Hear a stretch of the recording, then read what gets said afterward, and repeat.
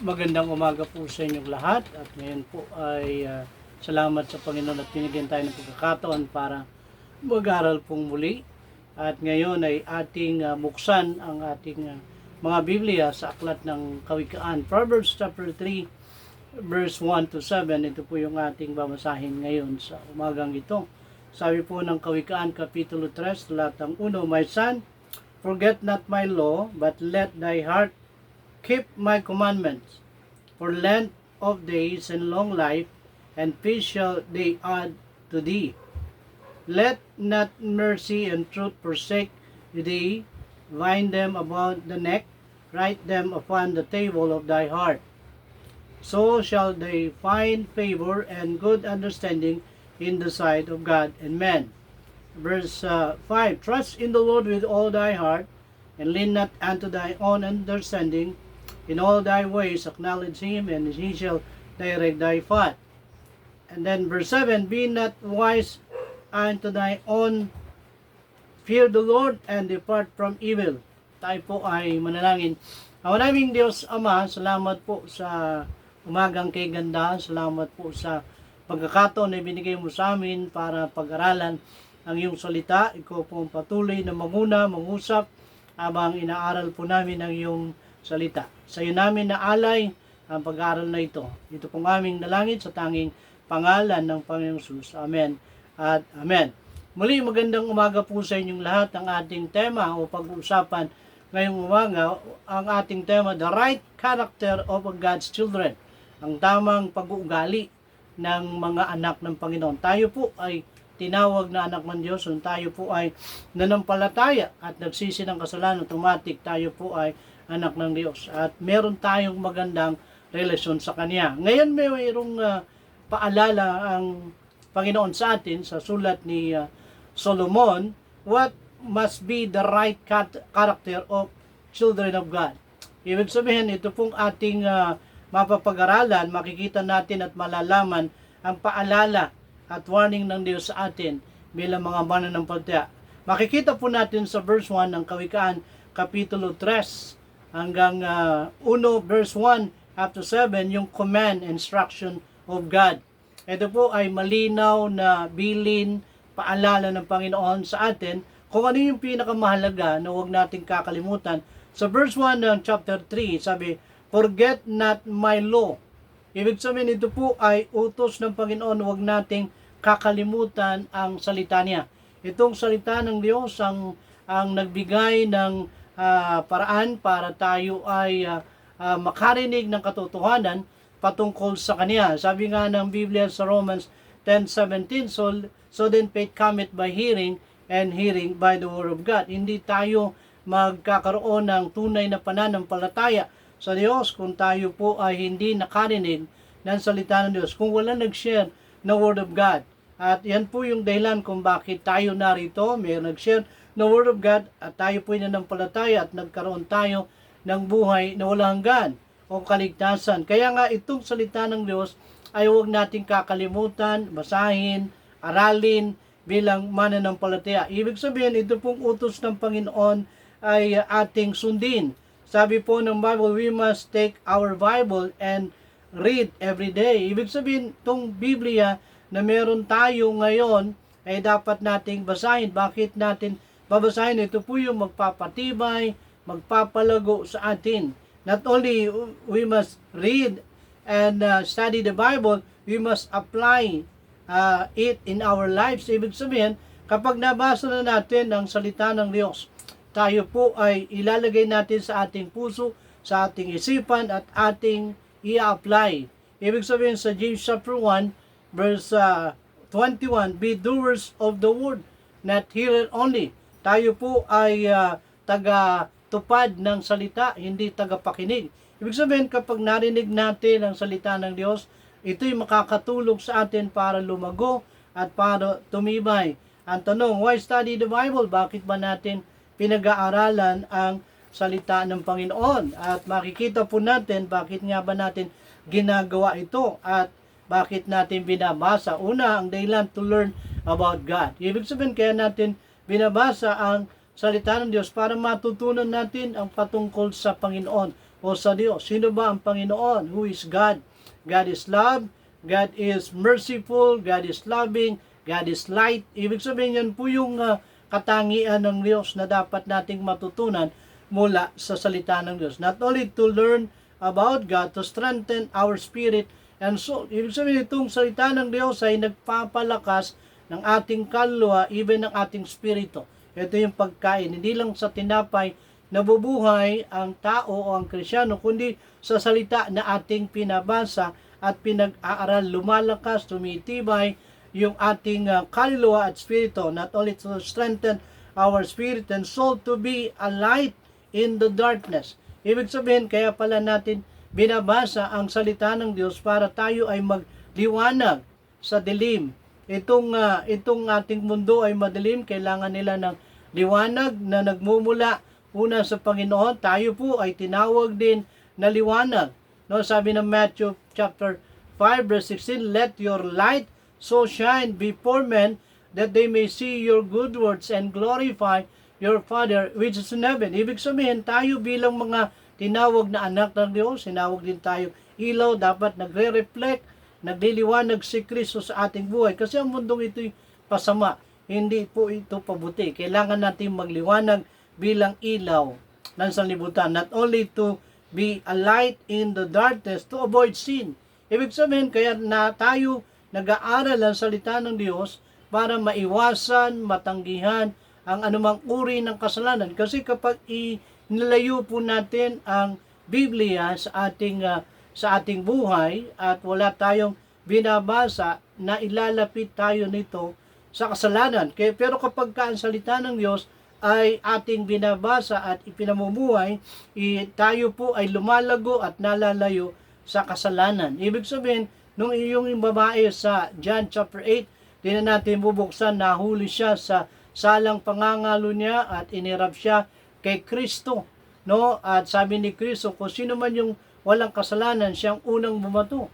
Nasaktan ng kanilang puso kasi lahat sila ay makasalanan.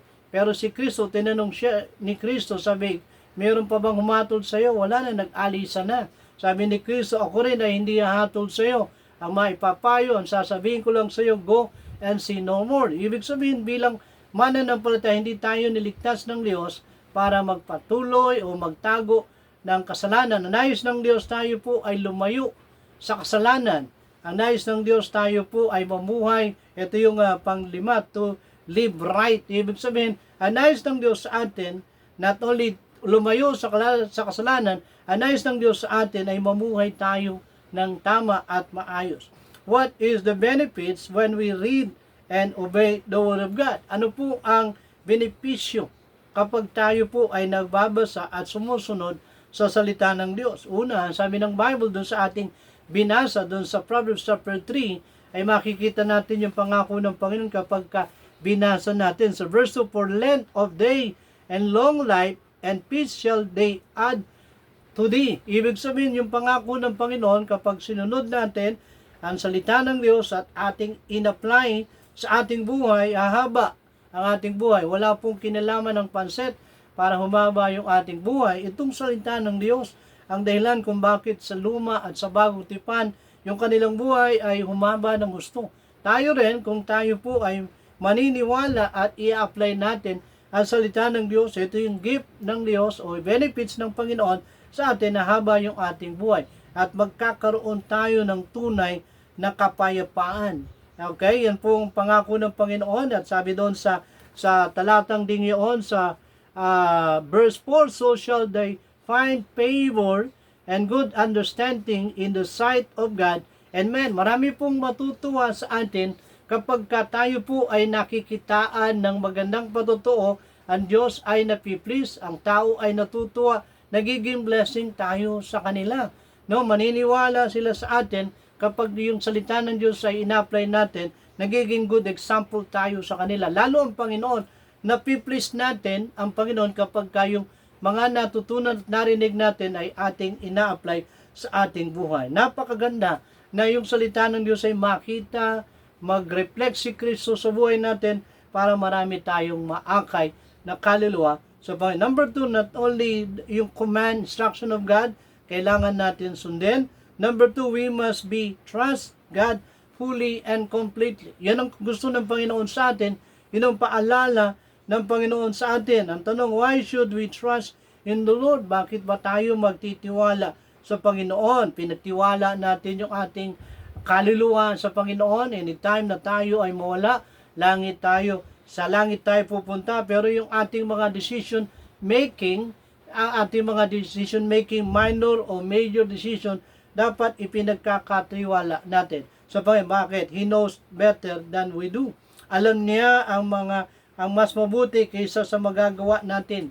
Why? Kasi baka tayo ay magkamali. He knows the best way to handle every situation. Alam niya ang lahat ng bagay, yung pinakamagandang bagay, anuman ang dumating sa atin, alam niya paano niya hawakan ang lahat ng bagay. Kasi God is powerful. God is merciful. Kaya nga, dapat bilang Kristiyano, trust God no matter what happen. No, tayo bilang Kristiyano, anuman dumating, ang pagtitiwala sa Diyos ay hindi dapat nawawala, hindi po dapat nababawasan. Tandaan natin, ang nagtitiwala sa Diyos magtatagumpay, ang nagtitiwala sa Diyos ay hindi po mapapahiya. Huwag tayong believe sa ating lakas o talino, basta magtiwala lamang tayo sa Panginoon. Ibig sabihin, ang sarap magtiwala sa Panginoon. Kapag sumunod at magtiwala tayo, merong tagumpay na ibibigay ang Panginoon sa atin. Not only we must be trust God fully and completely. Number 3, we must be humble. Ibig sabihin, bilang Kristiyano, dapat tayo ay may kababaan. Na bilang mananampalataya, huwag tayong magpapakataas sa ating sariling paningin o sa ating sariling mata. Ano man ang ating marating bilang Kristiyano, maging humble tayo, maging thankful tayo, no? Huwag tayong yayabang, huwag tayong magyayabang. Kasi ang sabi ng Panginoon sa James chapter 4, Santiago 4, talatang 6, ito po'y paalala ng Panginoon sa atin para makita natin kung anong dapat nating gawin. James chapter 4, verse 6, ang ganda na makita natin ang utos ng Panginoon sa atin. James chapter 4, verse 6, but He giveth more grace, wherefore He said, God resisted the proud, but giveth grace unto the humble. San galit ang Panginoon sa mga nagmamalaki, sa mga nagmamayabang, pero yung mga taong marunong magpakababa, itinataas ng Panginoon. Ang sarap, no? Na malaman may nagtataas sa atin bilang Kristiyano kapag tayo po ay nagpakababa. Ano pong character? What's character of a humble man? Ibig sabihin na po ang katangian ng isang humble man. Una, marunong mag-sorry. Okay? Kapag nagkamali, siya po ay teachable, reliable, o honest. Yan po yung katangian ng isang taong humble. Hindi po siya nagmamalaki anuman yung kanyang marating, anuman yung kanyang ma-achieve. Marunong siya magpasalamat, marunong siyang magpakababa, anuman ang kanyang marating. Napakasarap na malaman na mayroong mag-aangat. Hindi mo kailangang manira ng tao para maiangat ka sa posisyon. Basta just learn to wait, iaangat ka ng Panginoon. Number 4, we must fear God. Ibig sabihin, ito yung gusto ng Panginoon, dapat tayong matakot o gumalang sa Panginoon. Kung Kristiyano ka, dapat kang matakot o gumalang sa Panginoon. Kaya nga tanong, why should I fear God?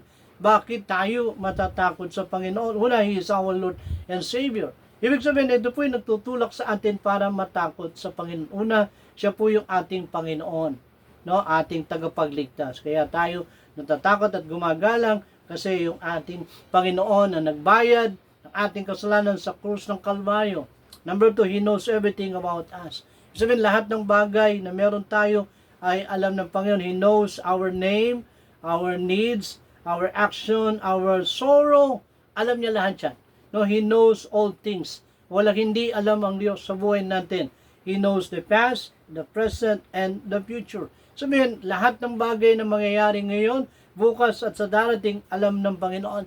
Basta tayo ay magtiwala at matakot lamang sa Panginoon, hindi niya tayo pababayaan. What causes to fear God? Ano ang dahilan o ano nagtutulak sa atin para matakot sa Diyos? Yung the goodness of God. Sabihin ng Diyos ay mabait.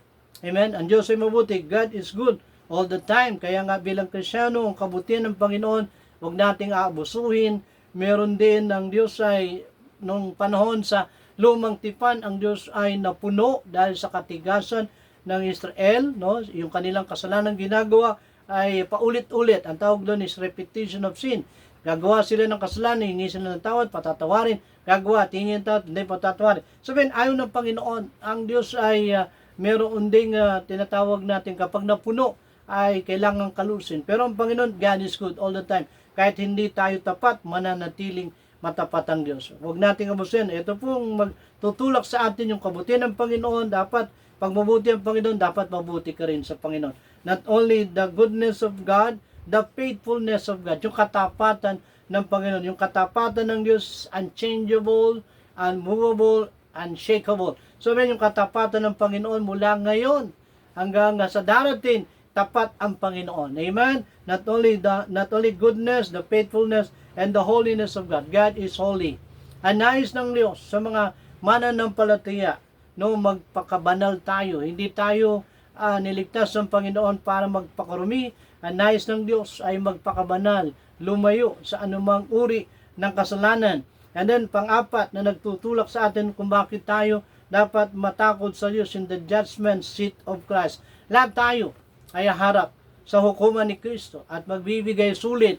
Sana huwag tayong mapahiya. Sana hindi tayo luluha pagdating natin sa judgment seat of Christ. Dapat masaya tayo kung ginawa natin yung ating best. Ibig sabihin, bilang Kristyano, yung pagkatakot at paggalang sa Diyos ay hindi dapat mawala bilang mananampalataya. Not only, number 5, we must depart from evil. Ito yung gusto ng Panginoon sa atin. Bilang Kristyano, tayo po ay lumayo, umiwas, o tumakas, o huwag makiayon sa lahat ng layaw ng sanlibutan. Ibig sabihin, itong sanlibutan ang dahilan, no? Kaya tayo nawawala sa gawain ng Panginoon. Yung sistema ng sanlibutan, ginagaya ng mga mananampalataya. Kung ano, hindi lahat ng uso dapat gayahin. Hindi lahat ng nakikita natin dapat natin tularan. Ibig sabihin, kailangan nating dumistansya. Kailangan nating lumayo bilang mananampalataya. Sabi ng Bible, avoid things God said.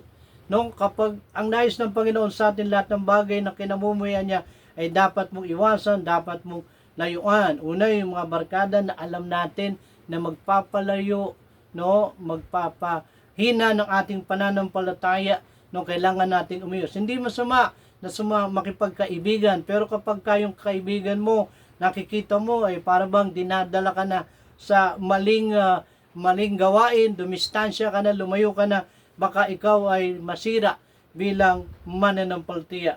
Yung mga biases natin, yung mga, baka meron pang mga bagay kang itinatago, baka yan ay alak, sigarilyo, dapat tigilan na yan, iwasan na natin yan.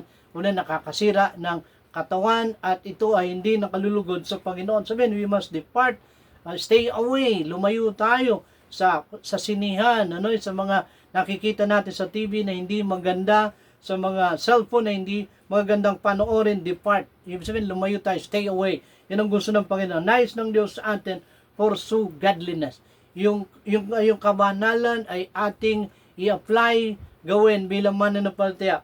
Kung tunay tayong Kristyano, susunod tayo kung ano yung sinasabi ng Biblia, kung ano yung utos ng Panginoon bilang mananampalataya. Tayo rin mismo ang makikinabang pagka sinunod natin ang paalala at ang utos ng Panginoon. What is the right character of God's children? Una, sabi ng Bible, yung sundin natin, basahin natin ang salita ng Diyos. Pangalawa, we must trust God fully and completely. We must be humble. We must fear God. And then we must depart from evil. Sana itong limang ito ay tumanim sa ating puso, maging hamon at paalala bilang mananampalataya. Tayo po ay manalangin. Ang maraming Diyos Ama, kami po ay nagpapasalamat sa iyo dahil ang iyong salita ay aming pinag-aralan sa simpleng paraan. Nawa nakatulong ito, naging hamon, naging warning para sa amin. Huwag naming baliwalain ang iyong salita. Ito ay makakatulong sa amin bilang mananampalataya, sa ikilalago, sa ikatitibay namin bilang mananampalataya at sa magiging nawa lahat ng aming natutunan at narinig ay aming i-apply at ituro din po sa iba. Sa iyong papuri, sa iyong pasalamat, ito pong aming dalangin, tanging pangalan ng Panginoong Hesus. Amen at amen. Muli, magandang umaga po sa inyo lahat. Pagpalain po tayo ng Panginoon.